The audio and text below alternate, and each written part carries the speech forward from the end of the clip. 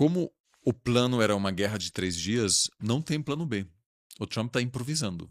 Totalmente. E o discurso de ontem é uma loucura, na verdade. É uma loucura. Por quê? Porque ele. E aí, para responder sua pergunta, ele está dizendo que venceu. Aham. Na verdade, a falta de um plano e a falta de ter dito, olha, esses são meus objetivos, até tem uma vantagem, porque ele de fato pode dizer, ó, ganhei, vou sair. E uma parcela do eleitorado vai acreditar. Uhum.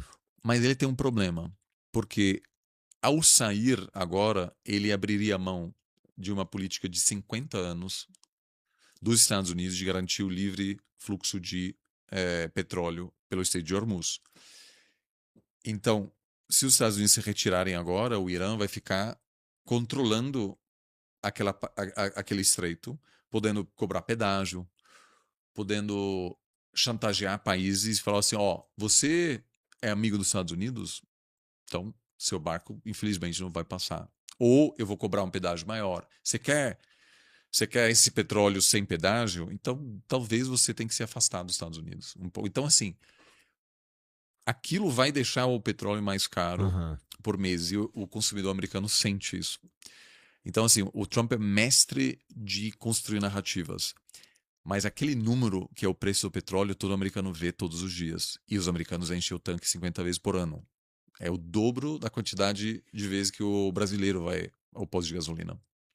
Então, assim, todo mundo vai de carro o tempo todo. Então, tem muitos americanos que têm o carro financiado, a casa financiada, dívida pra caramba.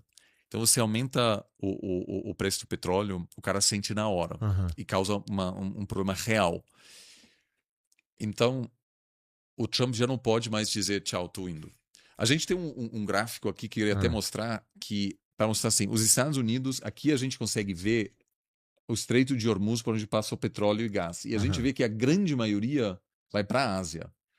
Uma parcela bem pequenininha vai para os Estados Unidos. A Europa também relativamente pequena. Quem realmente é mais impactado do ponto de vista físico é a China, a Índia, Coreia do Sul e vários países no Japão é sul muito impactado também, né? muito impactado. Eles têm uma escassez física. Então, por exemplo, nas Filipinas, você hoje tem uma situação em que milhares de voos estão sendo cancelados porque eles não têm acesso ao petróleo que passava por lá. Mas o preço é global. Então, como os Estados Unidos, apesar de não comprar o petróleo que passa por lá, os Estados Unidos é um exportador de petróleo. Isso quer dizer que as empresas de petróleo eles podem cobrar agora um preço muito mais alto no mercado global e eles não vão permitir que o americano tenha acesso a petróleo barato, ou seja, o preço mesmo nos Estados Unidos está ficando mais, Aham. mais caro. Então, Trump agora, ele pode E o dizer, Trump tem nenhum controle porque as empresas de petróleo lá não são estatais, né? não sei se estatais e também assim, você, ao manter o preço baixo, você teria que efetivamente subsidiar Aham.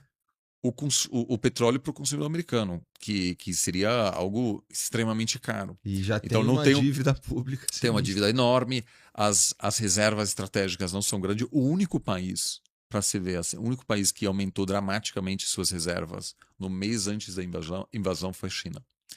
E que aí tem um planejamento. E assim, a China está quietinha. E como a gente diz, nunca interrompa seu inimigo enquanto ele estiver cometendo um erro. Uhum. E a China está lá, na verdade, meio que na torcida para que os Estados Unidos se envolvam novamente numa guerra interminável no Oriente Médio que distrai eles da Ásia, onde a China quer se consolidar. Então, assim, eu acho que agora a gente tem dois cenários. Uma é o Trump falar tchau, virem-se aí os europeus, que na verdade, assim, a economia americana é menos impactada, mas ainda é muito impactada. Então, se o preço do barril de petróleo vai para $150, a economia global entra em recessão. Se isso ocorrer por tipo 2, 3 meses, não tem jeito. Aí você, na verdade, vai ter uma estagflação, que é realmente muito ruim, que é alta inflação e zero e até um crescimento ou zero ou negativo. Uhum. Que é uma situação parecida com aquilo que a gente viu nos anos 70. E aí você tem queda de taxa de aprovação, instabilidade política e todo o drama que a gente viveu 50 anos atrás, quando a OPEP reduziu artificialmente a oferta. Então, o problema para o Trump, mesmo se retirando agora, é que ele vai apanhar muito nas eleições de meio mandato em novembro. Mas hoje de manhã eu falei com um analista político que entende bem a dinâmica na Casa Branca e ele falou, Oliver, o Trump já perdeu as eleições de meu mandato. Então, assim, se ele se retirar agora, nem ele vai conseguir convencer o eleitorado americano que aquilo não foi um erro terrível, porque ele se meteu nessa guerra, custou bilhões de dólares, está saindo e deixou o Irã super empoderado, controlando o Estreito de Hormuz, reduzindo dramaticamente a influência americana no Oriente Médio, ao ponto de os países do Golfo, que achavam que tinham segurança graças às bases americanas, estarem mais vulneráveis. Dubai, por exemplo, se ferrou totalmente. Uhum. Era um grande destino de turismo. Eles queriam diversificar sua economia e agora vivem sob a sombra de uma ameaça permanente iraniana. Então é terrível para eles. Eles fizeram uma aposta na parceria com os americanos e se ferraram. O Qatar doou o avião para o Trump. E agora, Sim. entendeu? E agora tem sua infraestrutura de exportação de gás decimada. Então isso não é só ruim para os americanos no Oriente Médio. Isso é ruim para a influência americana no mundo inteiro, porque o Japão, que também depende dos Estados Unidos, vai dizer os países do Golfo fizeram uma aposta nos Estados Unidos, se ferraram, e os Estados Unidos está saindo, dizendo tchau, se virem aí.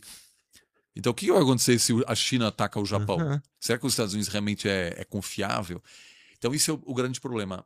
O Trump agora tem duas. Eu gosto de dizer assim: o Trump tem a opção segura, que é ruim para ele, que é a retirada, ou ele tem uma opção que é de altíssimo risco, que é provavelmente pior ainda do que a primeira opção, mas que tem uma pequena chance de também dar certo, que eles, de fato, depois de uma guerra mais longa, efetivamente derrubam o regime.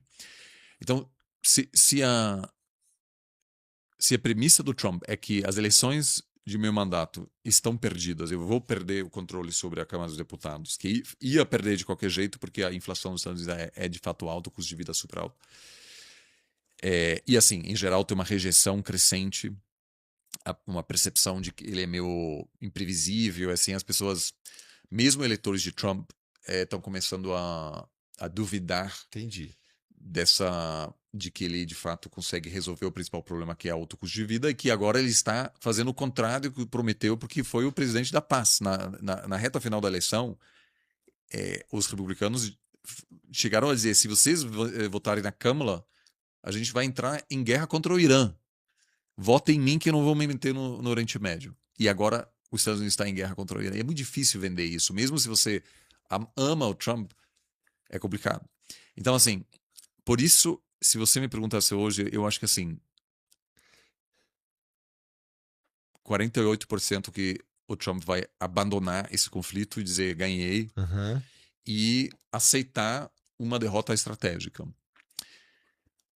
Mas se você agora disser, ó, gente, eu peço paciência, eu vou invadir mesmo, eu vou mandar tropas, vou tentar controlar o litoral, que vai morrer muita gente e tal, mas é uma batalha épica, não sei o quê. Você pode talvez comprar um pouco de confiança de Uhum. alguns. Na dúvida, então, beleza, vamos dar mais uns 6 meses até receber um resultado um pouco melhor nos midterms. E aí, quem sabe, aquilo vai ser uma guerra de vários anos que pode ter um custo enorme, mas teoricamente pode chegar. Pode levar uma queda do regime iraniano.